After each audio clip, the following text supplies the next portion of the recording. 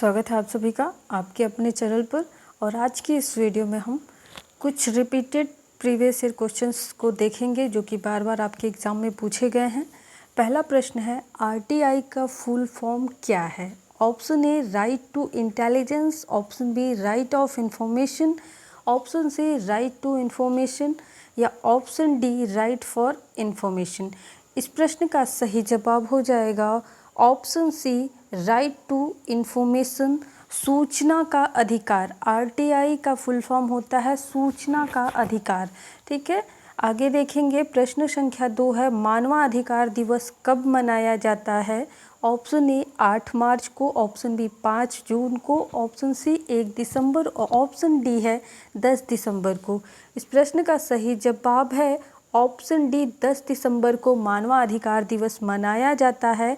8 मार्च को हम मनाते हैं राष्ट्रीय महिला दिवस, 5 जून को पर्यावरण दिवस मनाते हैं, 1 दिसंबर को एड्स दिवस मनाया जाता है। इन सभी दिवसों को भी आप नोट कर लीजिएगा क्योंकि ये दिवस भी आपके एग्ज़ाम के लिए महत्वपूर्ण हो सकते हैं।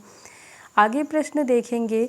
प्रश्न है, भारतीय संविधान में समानता का अधिकार दिया गया है।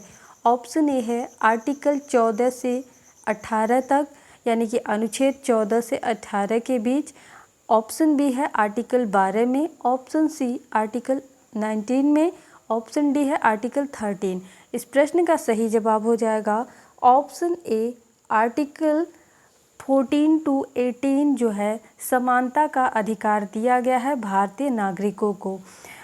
यहाँ पे आर्टिकल 12 यानी कि आपका जो अनुच्छेद 12 है ये क्या करता है, राज्य की परिभाषा बताता है। अनुच्छेद 12 में राज्य की परिभाषा दी गई है। अनुच्छेद 19 जो है वाक की स्वतंत्रता या प्रेस की स्वतंत्रता यानी कि बोलने की स्वतंत्रता देता है।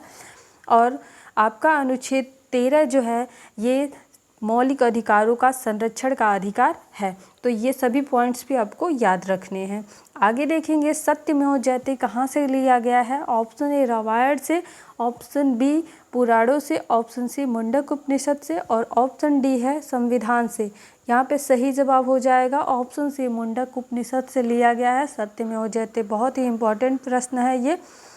प्रश्न है अगला, बिहार के लोकसभा सीटों की संख्या क्या है? ये आपके एग्जाम में पूछा हुआ प्रश्न है।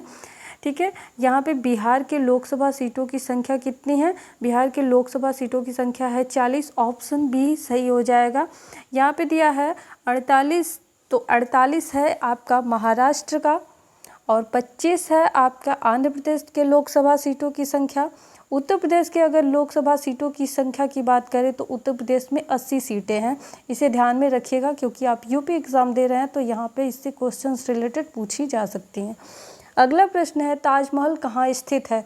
आशा करती हूँ ये प्रश्न तो सबको पता होगा क्योंकि आगरा का ताजमहल जो है ये 7 अजूबों में से एक है। तो ऑप्शन डी इस प्रश्न का सही जवाब हो जाएगा। आगे प्रश्न देखेंगे, भूटान की राजधानी कहाँ है? Option A Thimphu, option B Islamabad, option C Kathmandu, option D Dhaka. Option A इस प्रश्न का सही जवाब हो जाएगा। थिम्पू है भूटान की राजधानी, इस्लामाबाद है पाकिस्तान की राजधानी, इस्लामाबाद पाकिस्तान की राजधानी और काठमांडू नेपाल की, ढाका बांग्लादेश की राजधानी है। इन सभी देशों की राजधानी का नाम भी आप याद रखेंगे। आगे है, महिला दिवस कब मनाया जाता है? महिला दिवस मनाया जाता है कब? ऑप्शन ए है 3 दिसंबर को, ऑप्शन बी 5 सितंबर को, ऑप्शन सी है 8 मार्च को और ऑप्शन डी है 2 अक्टूबर को। इस प्रश्न का सही जवाब हो जाएगा ऑप्शन सी 8 मार्च को महिला दिवस मनाया जाता है। 3 सितंबर को मनाया जाता है अधिवक्ता दिवस, 5 सितंबर को टीचर्स डे यानी कि शिक्षक दिवस मनाया जाता है, 2 अक्टूबर को हम गांधी जयंती मनाते हैं। ये सभी दिन दिवस आप याद रखेंगे। आगे प्रश्न है, पर्यावरण दिवस मनाया जाता है। पर्यावरण दिवस कब मनाया जाता है? ऑप्शन ए 1 मई को, ऑप्शन बी 14 सितंबर को, ऑप्शन सी है 22 मार्च को और ऑप्शन डी है 5 जून को। इस प्रश्न का सही जवाब है ऑप्शन डी 5 जून को हम पर्यावरण दिवस के रूप में सेलिब्रेट करते हैं। जबकि 22 मार्च को हम जल दिवस के रूप में सेलिब्रेट करते हैं, विश्व जल दिवस मनाया जाता है 22 मार्च को। 14 सितंबर को हम हिंदी दिवस के रूप में सेलिब्रेट करते हैं और 1 मई को हम विश्व श्रमिक दिवस के रूप में सेलिब्रेट करते हैं। ये सभी बिंदु आपके एग्ज़ाम के लिए महत्वपूर्ण हो सकते हैं। किसी भी प्रकार का अगर आपको डाउट होता है किसी भी क्वेश्चन पे तो आप कमेंट ज़रूर करें और अपने डाउट को क्लियर कर लें। मैं कोशिश करूँगी आप द्वारा पूछे गए हर एक प्रश्न का जवाब देने का। अगला प्रश्न है 52वां संविधान संशोधन 2003 से 8वीं अनुसूची में कौन सी भाषा जोड़ी गई? ऑप्शन ए है Sindhi, option B Konkani Manipuri Nepali, option C है बोडो डोगरी मैथिली और संथाली, ऑप्शन डी है अंग्रेजी। यहाँ पे ऑप्शन डी जो दिया है तो अंग्रेजी को हमारी राष्ट्रभाषा में सम्मिलित नहीं किया गया है। हमारी जो टोटल भाषाएं हैं भारतीय संविधान में वो 22 भाषाओं को स्थान दिया गया है जिसमें अंग्रेजी नहीं है। इसके बाद हम बात करते हैं कि ऑप्शन ए हमारा सिंधी जो दिया हुआ है, इसको सिंधी भाषा को 1967 के 21वें संविधान संशोधन द्वारा जोड़ा गया, तो ये ऑप्शन भी हमारा सही नहीं होगा क्योंकि इसको 21वें संविधान संशोधन के द्वारा जोड़ा गया है। दूसरा जो ऑप्शन दिया है कोंकणी मणिपुरी और नेपाली, इसे 1992 के 71वें संविधान संशोधन द्वारा जोड़ा गया है, तो ऑप्शन बी भी इस प्रश्न का सही जवाब नहीं होगा क्योंकि ये 71वें संविधान संशोधन द्वारा जोड़ा गया है।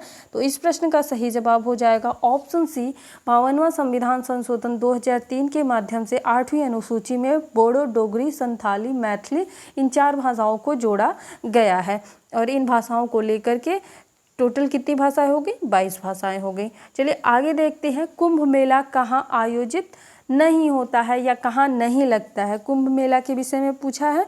देखिए अर्ध कुंभ मेला जो होता है ये 6 वर्षों पर लगता है, जबकि आपका जो कुंभ मेला होता है यानी कि पूर्ण कुंभ मेला होता है ये प्रत्येक 12 वर्ष पे लगता है। ऑप्शन यहाँ पे दिया हुआ है, ऑप्शन ए प्रयागराज और नासिक, ऑप्शन बी नासिक और हरिद्वार, ऑप्शन सी है उज्जैन और ऑप्शन डी है वाराणसी। इस प्रश्न का सही जवाब हो जाएगा ऑप्शन डी, वाराणसी में कुंभ मेला नहीं लगता है। वाराणसी जो प्रसिद्ध है ये काशी विश्वनाथ मंदिर की वजह से प्रसिद्ध है और इस समय वाराणसी में ज्ञानव्यापी मस्जिद को लेकर के काफ़ी चर्चा चल रही है। यहाँ पे बात करते हैं कि कुंभ मेला कहाँ कहाँ पे लगता है, तो इन 4 स्थानों पे कुंभ मेला लगता है, प्रयागराज, नासिक, हरिद्वार और उज्जैन। इन 4 स्थानों पर प्रत्येक 12 वर्ष पर कुंभ मेले का आयोजन किया जाता है। यह प्रश्न भी आपके एग्ज़ाम की दृष्टि से महत्वपूर्ण है। यदि किसी भी प्रकार का कोई डाउट होता है तो आप कमेंट के माध्यम से ज़रूर पूछ लेंगे। अगला प्रश्न है संविधान सभा में किसने भाग नहीं लिया था? बहुत ही महत्वपूर्ण प्रश्न है। ऑप्शन ए संचालन समिति ने, ऑप्शन बी प्रारूप समिति ने, ऑप्शन सी मुस्लिम लीग ने, ऑप्शन डी है झंडा समिति ने। इस प्रश्न का सही जवाब हो जाएगा ऑप्शन सी मुस्लिम लीग ने, मुस्लिम समुदाय ने क्या किया था? संविधान सभा में भाग नहीं लिया था। अब हम बात करते हैं संचालन समिति के अध्यक्ष का नाम। कभी कभी इन समितियों के संविधान सभा के निर्माण में जो समितियां बनी थी उन समितियों के अध्यक्ष का नाम भी पूछ लिया जाता है, तो हम उनको देख लेते हैं कि संचालन समिति के अध्यक्ष का नाम था डॉक्टर राजेंद्र प्रसाद। क्या नाम था? डॉक्टर राजेंद्र प्रसाद। प्रारूप समिति के अध्यक्ष थे डॉक्टर भीमराव अंबेडकर और झंडा समिति के अध्यक्ष थे JB कृपलानी। चलिए आगे प्रश्न देखेंगे। मीनाक्षी मंदिर कहाँ स्थित है? ठीक है, ऑप्शन ए है Varanasi, option B Tamil Nadu, option C Odisha, option D Madhya प्रदेश।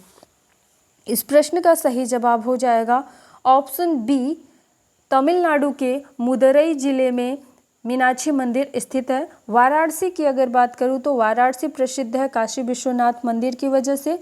उड़ीसा की अगर बात की जाए तो उड़ीसा प्रसिद्ध है सूर्य मंदिर के नाम पर, और सूर्य मंदिर का जो उड़ीसा का जो सूर्य मंदिर है उसे हम कोणार्क मंदिर के नाम से भी जानते हैं। कभी कभी यह एग्ज़ाम में ब्लैक पगोड़ा कहाँ पे स्थित है इस प्रकार का प्रश्न भी पूछ लिया जाता है, तो ब्लैक पगोड़ा सूर्य मंदिर को ही कहा जाता है, तो ये उड़ीसा में स्थित है, तो उड़ीसा की ये प्रसिद्धि है। ठीक है, मध्य प्रदेश की अगर बात की जाए तो मध्य प्रदेश में खजुराहो मंदिर है और मध्य प्रदेश में सांची का स्तूप है, मध्य प्रदेश में भीमबेटका गुफाएं हैं और ये सारी प्रसिद्धि जो है आपकी मध्य प्रदेश की है।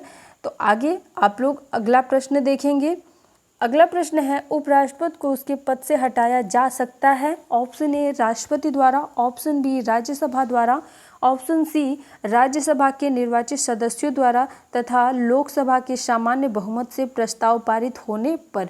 ऑप्शन डी है निम्न में से कोई नहीं। इस प्रश्न का सही जवाब हो जाएगा ऑप्शन सी राज्यसभा के निर्वाचित सदस्यों तथा लोकसभा के सामान्य बहुमत से प्रस्ताव पारित होने पर उपराष्ट्रपति को उसके पद से हटाया जा सकता है, क्योंकि उपराष्ट्रपति जो होता है ये राज्यसभा के सभापति के रूप में क्या करता है, शपथ लेता है। आगे प्रश्न है, सफ़ेद हाथियों का देश कहा जाता है या कहाँ है? ठीक है, ऑप्शन ए है Australia, option B Thailand, option C Bharat, option D है इनमें से कोई नहीं। इस प्रश्न का सही जवाब हो जाएगा सफ़ेद हाथियों का देश है थाईलैंड। ऑस्ट्रेलिया की अगर बात की जाए तो ऑस्ट्रेलिया के राष्ट्रीय पशु जो है ये कंगारू है, भारत का राष्ट्रीय पशु चीता है। आगे प्रश्न देखेंगे, प्रश्न है भारत का सबसे गहरा समुद्री बंदरगाह कौन सा है? बहुत ही महत्वपूर्ण प्रश्न है।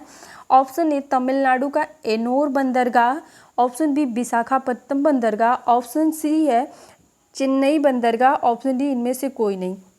इस प्रश्न का सही जवाब हो जाएगा ऑप्शन बी विशाखापत्तनम बंदरगाह भारत का सबसे गहरा बंदरगाह है, जबकि एन्नोर बंदरगाह यह भारत का सबसे नया बंदरगाह है। भारत में कुल 12 बंदरगाह है और यह भारत का 12वां बंदरगाह है, यानी कि अभी ये तत्काल में बना हुआ सबसे नया बंदरगाह है। चेन्नई बंदरगाह की अगर बात की जाए तो चेन्नई बंदरगाह एक कृत्रिम बंदरगाह है और यह भारत का सबसे प्राचीन बंदरगाह है। तो यदि आपसे पूछे कि प्राचीन बंदरगाह कौन सा है तो चेन्नई, और भारत का 12वां बंदरगाह कौन सा है तो तमिलनाडु। भारत में कितने बंदरगाह हैं तो 12 हैं। ठीक है, आगे प्रश्न देखेंगे, पुलित्जर पुरस्कार किस क्षेत्र में दिया जाता है? बहुत ही इंपॉर्टेंट प्रश्न है। ऑप्शन ए पत्रकारिता एवं साहित्य के क्षेत्र में, ऑप्शन बी रसायन विज्ञान के क्षेत्र में, ऑप्शन सी है खेल के क्षेत्र में, ऑप्शन डी है निम्न में से कोई नहीं। इस प्रश्न का सही जवाब हो जाएगा ऑप्शन ए पत्रकारिता एवं साहित्य के क्षेत्र में पुलित्जर पुरस्कार दिया जाता है। आगे प्रश्न देखेंगे, स्वदेशी आंदोलन कब चलाया गया था? स्वदेशी आंदोलन महात्मा गांधी जी के द्वारा चलाया गया था। ऑप्शन ए है 1919, ऑप्शन बी है 1917, ऑप्शन सी 1920, ऑप्शन डी है 1905। इस प्रश्न का सही जवाब हो जाएगा ऑप्शन डी 1905 को स्वदेशी आंदोलन चलाया गया था। 7 अगस्त 1905 से यह आंदोलन जो है शुरू किया गया था। 7 अगस्त 1905 से स्वदेशी आंदोलन चलाया गया था, जबकि 1919 में कौन सा आंदोलन चला था? खिलाफत आंदोलन चला था। 1917 में चंपारण आंदोलन हुआ था और 1920 में असहयोग आंदोलन चलाया गया था। ये सभी आंदोलन जितने भी हैं सभी गांधी जी द्वारा चलाए गए थे। ठीक है, आगे देखते हैं, ब्लैक पगोड़ा कहाँ पे स्थित है? ब्लैक पगोड़ा कहाँ स्थित है? ऑप्शन ए है Maharashtra, option B Madhya Pradesh, option C Gorakhpur, option D Orissa. इस प्रश्न का सही जवाब हो जाएगा ऑप्शन डी, उड़ीसा के सूर्य मंदिर को ब्लैक पगोड़ा के नाम से या कोणार्क मंदिर के नाम से भी जानते हैं। इस प्रश्न का सही जवाब हो जाएगा। महाराष्ट्र की अगर बात करें तो महाराष्ट्र में एलिफेंटा की गुफाएं हैं, अजंता की गुफाएं हैं, एलोरा की गुफाएं हैं। ये सभी मंदिर जो हैं या गुफाएं हैं ये महाराष्ट्र राज्य में पाए जाते हैं।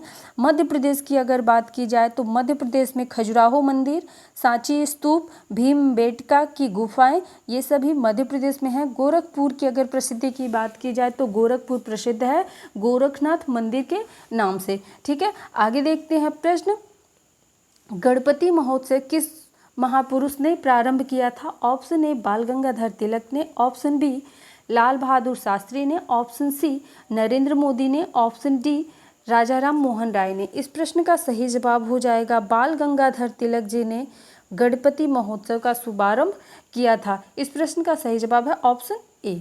आगे प्रश्न देखते हैं, उत्तर प्रदेश का पुराना नाम क्या है? Option A Uttarakhand, option B संयुक्त राष्ट्र, ऑप्शन सी संयुक्त प्रांत, ऑप्शन डी इनमें से कोई नहीं। इस प्रश्न का सही जवाब है ऑप्शन सी। बहुत ही इंपॉर्टेंट प्रश्न है ऑप्शन सी। इस प्रश्न का सही जवाब हो जाएगा संयुक्त प्रांत के नाम से पहले जाना जाता था उत्तर प्रदेश। आगे प्रश्न है, भरतनाट्यम नृत्य किस राज्य से संबंधित है? इस प्रश्न का सही जवाब हो जाएगा तमिलनाडु। भरतनाट्यम कहाँ का है? तमिलनाडु राज्य का प्रसिद्ध नृत्य है। आगे प्रश्न देखेंगे, आर्यों का मुख्य व्यवसाय क्या था? ऑप्शन ए व्यापार, ऑप्शन बी कृषि, ऑप्शन सी पशुपालन, ऑप्शन डी कृषि एवं पशुपालन। इस प्रश्न का सही जवाब हो जाएगा ऑप्शन डी कृषि एवं पशुपालन आर्यों का मुख्य व्यवसाय था। आगे प्रश्न देखते हैं, क्रांति की माता किसे कहा जाता है? ऑप्शन ए सुभद्रा कुमारी चौहान को, ऑप्शन बी भीकाजी रुस्तम कामा को, ऑप्शन सी रजिया सुल्तान को, ऑप्शन डी है अहिल्याबाई होलकर को। इस प्रश्न का सही जवाब है ऑप्शन बी भीकाजी रुस्तम कामा को क्रांति की माता कहा जाता है। आशा करती हूँ आज का यह वीडियो आप सभी को समझ में आया होगा, पसंद आया होगा। तो यदि आज का यह सेशन आप सभी को समझ में आया, पसंद आया तो वीडियो को लाइक, चैनल को सब्सक्राइब करिएगा, वीडियो को अधिक से अधिक शेयर करिएगा। किसी भी प्रकार का कोई डाउट हो या कुछ पूछना चाहते हो तो कमेंट सेशन में आके कमेंट जरूर करिएगा, ताकि आपके प्रश्नों का जवाब आपको समय से दिया जा सके। चलिए, वीडियो देखने के लिए धन्यवाद।